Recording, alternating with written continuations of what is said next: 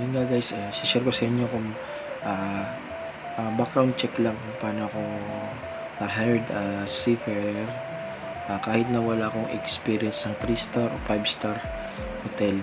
Kasi unang-una yun yung naging pasihan o qualification mo para matanggap ka sa applyan mo sa pagbabarko.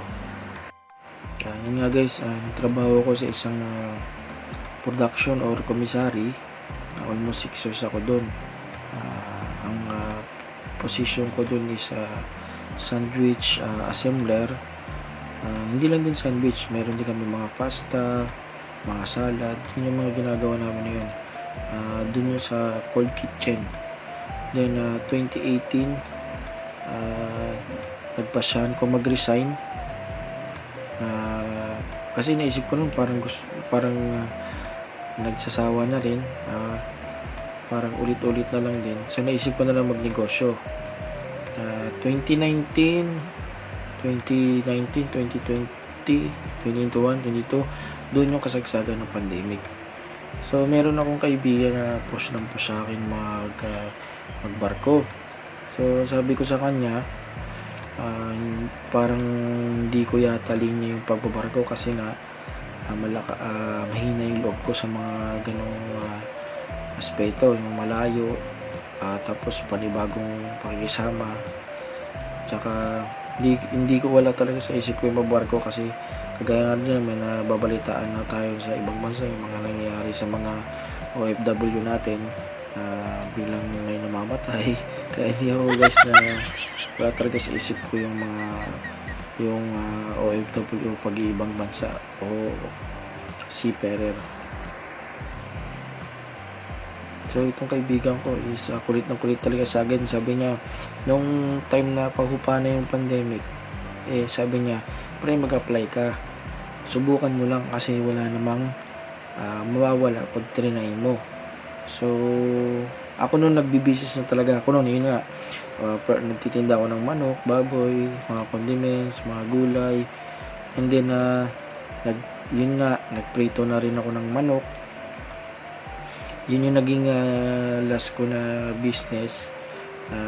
Nagprito ako ng manok kasi parang mas malaki yung magiging kita nung time na yon.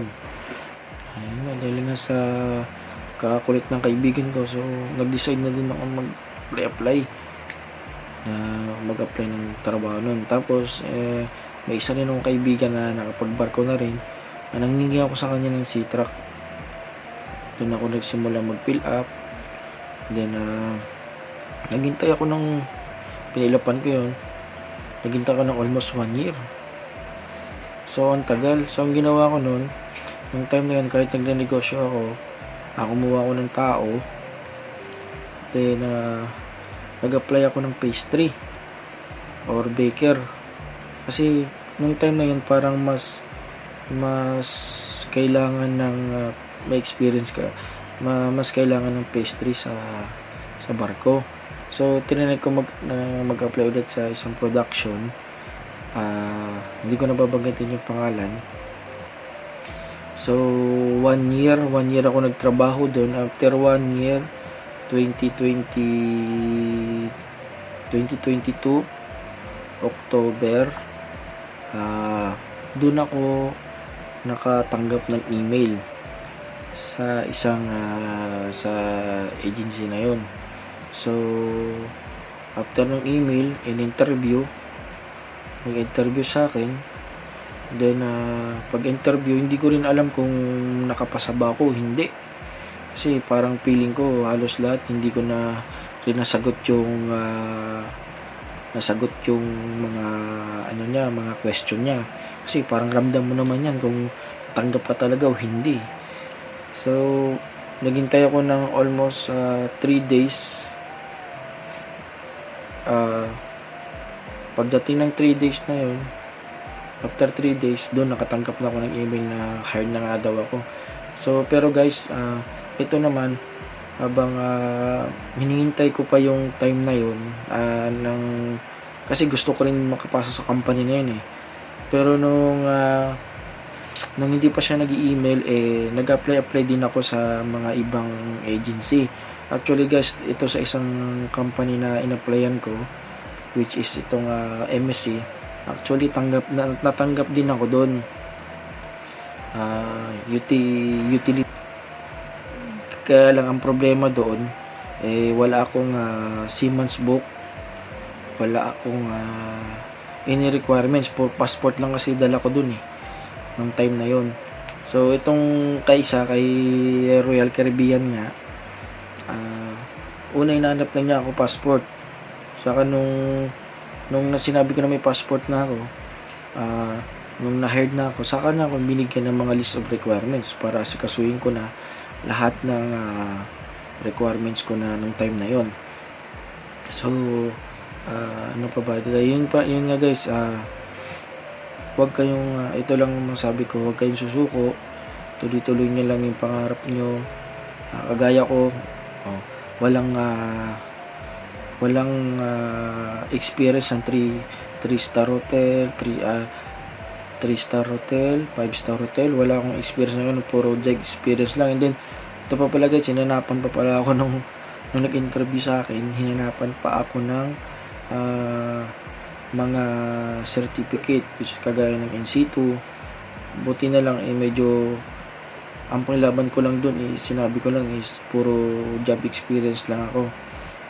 So yun yung naging sandata ko sa pag-apply dun sa agency na yun.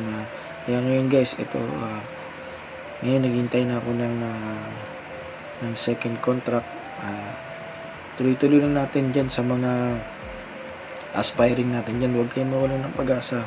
Tsaka ito, focus na kayo sa goal, magdasal kayo palagi. Tapos huwag kayong mag-stick lang doon sa isang agency na applyan nyo. Marami tayong agency dyan na pwede mong applyan. Tsaka dapat guys, ito sa pang isang tip, kapag nag-apply kayo, dapat kumpleto kayo ng meron na kayong basic training, Siemens book, lahat ng COP, naka-COP na rin. Kasi dyan nila makikita na interesado kayo guys sa applyan nyo na pagbabarko or anumang position ang applyan nyo. Pag once na kumpleto kayo ng mga ganong, parang namumuhunan lang din kasi kayo nyan guys yan yung magiging puhunan nyo para maisip nila na once na nag-apply na kayo is na ano nila na interesado ka talaga na gusto mo magbarko. So yun lang guys, hanggang dito lang. Sana lahat ng nakapanood nito ay ma-inspired at mag-focus na kayo lagi sa goal kung yun talagang gusto nyo. Sa mga guys, comment lang kayo guys kung anong next vlog natin. See you guys, bye bye.